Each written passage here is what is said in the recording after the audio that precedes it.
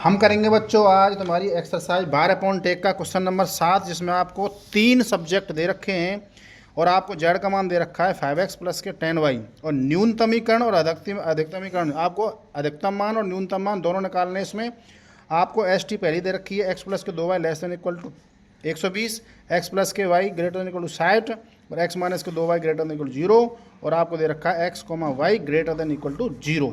इनको देखेंगे बच्चों। सबसे पहले हम क्वेश्चन को नोट करेंगे। अब क्वेश्चन दे रखा है बच्चों, क्वेश्चन नंबर हमारा ये 7 है। आपको दे रखा है निम्न अवरोधों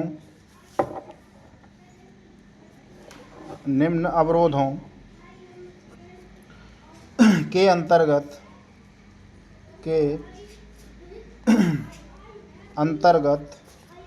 z equal to 5x plus के 10y का न्यूनतमीकरण तथा अधिकतमीकरण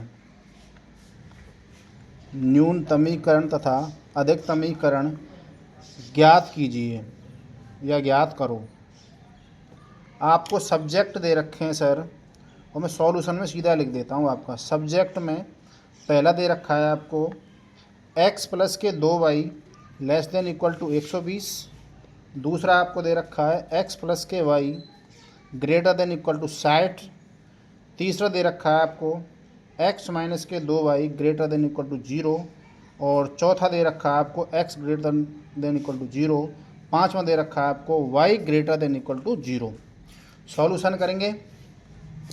अब देखो, आपको एक चीज़ ध्यान रखनी है। सबसे पहले मैं समीकरण 1 को उठा रहा हूँ। समीकरण 1 से आपको क्या दे रखा है, x प्लस के 2y less than equal to 120।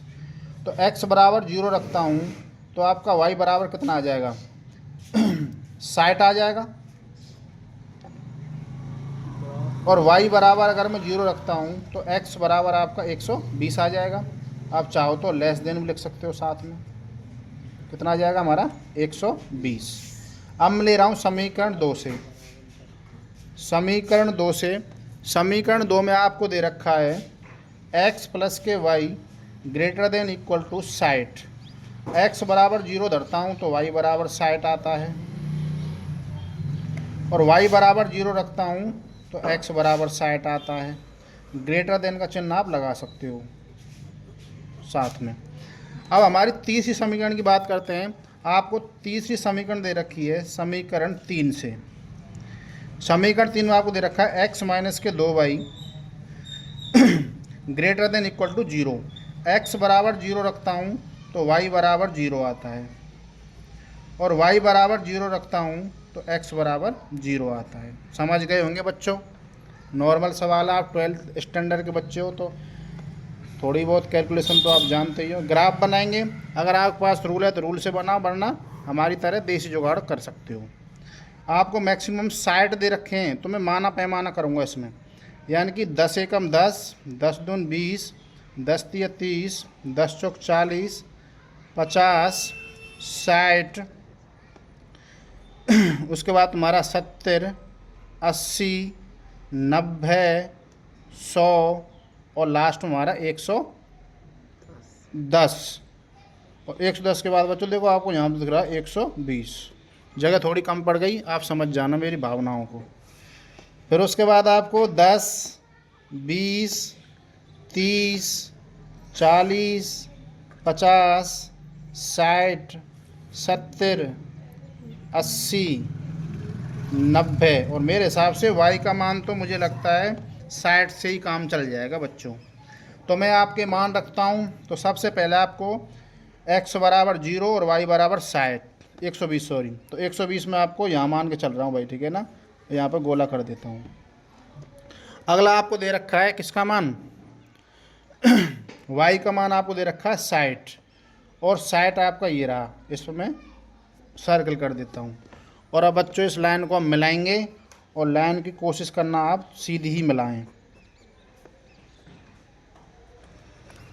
तो ये हमारी मिल गई। इसमें आप लिख देना समीकरण हमारी क्या थी। समीकरण हमारी x प्लस के 2y less than equal to 120। Less than की बात कर रहा है तो तीर का निशान नीचे की ओर। अब हम बात करेंगे दूसरी समीकरण की, जो हमारी वैल्यू हैं उनको पॉइंटेशन करेंगे और मान रखेंगे। दूसरी वैल्यू में आपको दे रखा है, फर्स्ट में आपका x का मान 60 और y का मान भी 60। तो देखो x का मान 60 कहाँ पे हमारा, यहाँ पे, इस पर गोला करो।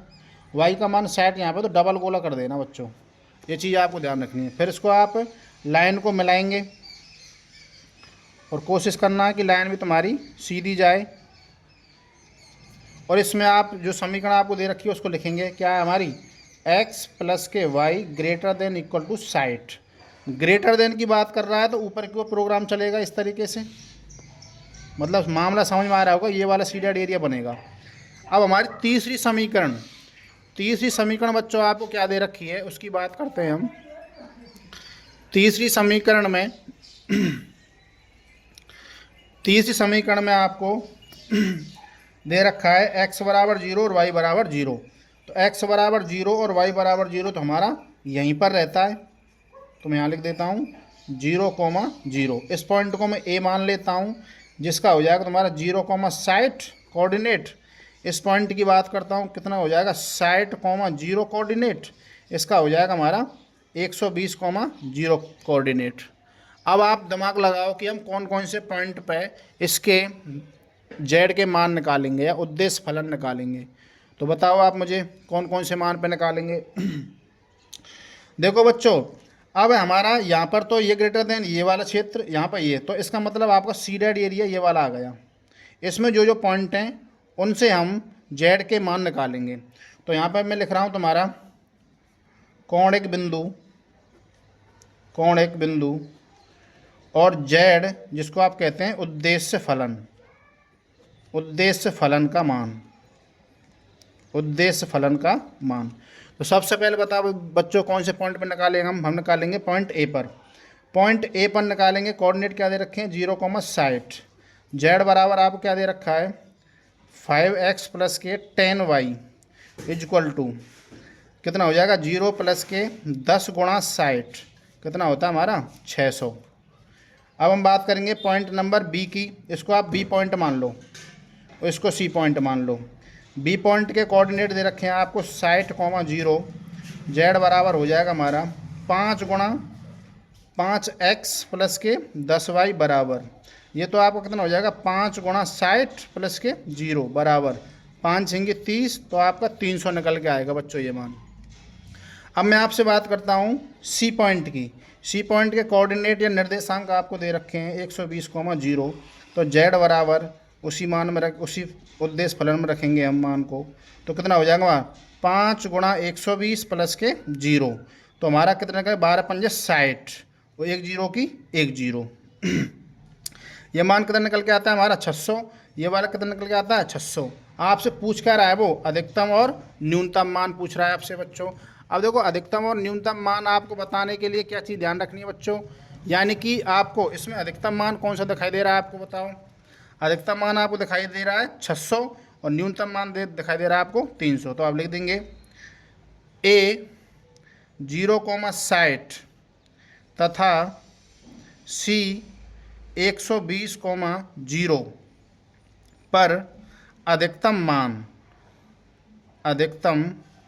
उद्देश्य फलन का मान जेड 600 तथा सी बी पॉइंट में आपका न्यूनतम मान आता है, जिसके कोऑर्डिनेट है हमारे 60,0 पर न्यूनतम मान 300 आता है, और जो कि आपका फाइनल आंसर है। बच्चों हमारे चैनल को शेयर करें, सब्सक्राइब करें, और 12th क्लास 10th क्लास के ऐसे वीडियो देखने के लिए हमारी वीडियो को लाइक करें और बेल आइकन बजाना नहीं भूलें।